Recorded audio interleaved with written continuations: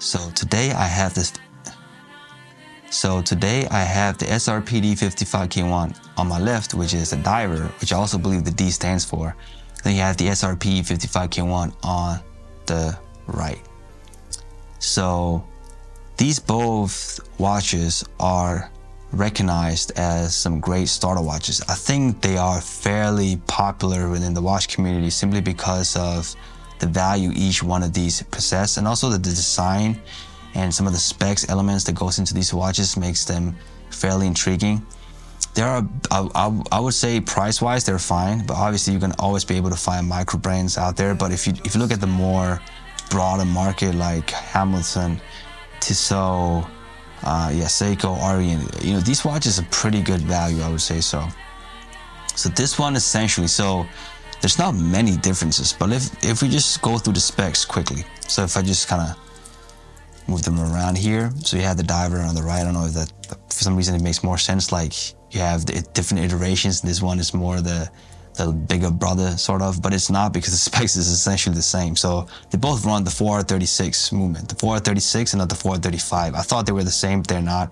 The 4R36 essentially is the day date. So you have the day date, yeah. So the dial is almost the same, but I'll talk about the differences there. But again, the 4R35 movement, the Harlex crystal on the front and also on the back, with the exhibition case back, as you can see here,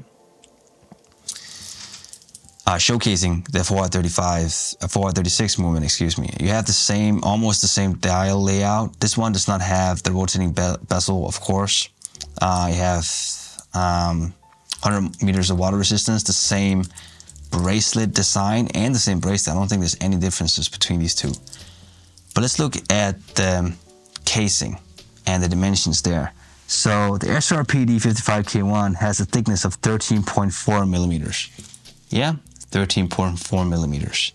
And if I just get my notes here, the SRPE 55K1 has a thickness of 11.5 millimeters. So essentially, the SRPD 55K1 is 2 millimeters thicker, this one, than the SRP 55K1, which kind of makes sense because of the rotating bezel, which is gonna eat up some of that thickness. And the dial size is 42.5 on the SRPD 55K1 and 40 mil on the SRP 55K1. But as you can see, the dial, essentially just the pure dial, is going to be the same, I believe so, on both watches, but simply because the rotating bezel is going to make it larger, essentially. I think so. And then you have the lock-to-lock on the SRPE 55K1 being 44.6 millimeter and SRPD being 46 millimeters, essentially 1.5 millimeter larger. So essentially this watch, the SRPD, the diver, essentially is going to be a lot bigger, not a lot bigger, but at least incrementally bigger than the little brother here, the SRPE, the non-diver edition. Again, we talked about the movement. It's the same movement. It's a 4R36. It has a day date, 3 hertz sweep, and robust. I think plus minus 10 seconds is my experience, but it's definitely, I think it's rated to be worse than that. It's probably, most people will probably experience, plus minus 15. I think is probably more realistic. But let's talk about the differences essentially, because everything else is kind of the same on it. The polishing on the sides, the high polish on the sides, but then you have some brushing on the front here, on top of the locks. It's essentially the same watch, just without the bezel. This one is the same watch, just without the bezel. And this one is the same watch, just with the bezel. That's why it's called SRPE 55K1, SRPD 55K1. I believe the D stands for diver. I'm not exactly sure what the E stands for. But let's talk about the differences here. And I can't necessarily tell you exactly which one to pick just because of the differences. But the differences, the most glaring difference is obviously the rotating bezel, and this one not having it. This one looks like the Tudor Black Bay 36 mil. It's kind of like the same design when removing the bezel. You kind of gets this clean, dressy, vibey look that you can use for any occasion. So have the sport elements of having you know, the 100 meters of water resistance, having a bracelet, you know, more robust look, design on the casing, but it's more of a dressy vibe. I think you can pretty much pull this off on pretty much any occasion, which the SRPD 55K1 is more watch enthusiast. It's an everyday watch, but I think it wouldn't work as well as a dress option as the SRP 55K1 will. It has a 20 mil lug width, the SRP 55K1. That's why I love the SRP, because the 20 mil lug width, any of my watch straps fit on it. This one has a lug width of 22 mil. I think it makes sense simply because of the bigger dial, but still, you know, they probably could have made, like, if they want to make a bigger watch, they probably just could have, you know, kept it with a 20 mil lug width, and the watch would have looked a lot bigger without actually being bigger. I think that would have been a cooler move to make, because, you know, it's 2 millimeter in difference, and, you know, I think they probably should have kept it 20 mil, but maybe I could be wrong. It might actually look better this way. Let me know in the comments what you think. And other than that, there's not really much of a difference. I mean, I guess we talked about the dimensions of the case, but, you know, having to accommodate for the bezel will increase some of the elements of the watch to fit the bezel, and obviously the bezel naturally will add some other dimensions. But other than that, it's mainly the hands, actually. I didn't notice that before really looking at the both dials. The hands are different. It's a lot more thicker on the SRPD 55K1 than the SRPE 55K1. The SRPE, you know, is a lot more slimmer and more, I think, minimalistic than the SRPD. That's not the right word, but just a lot more slimmer and more, you know, I would say more pointy than the SRPD.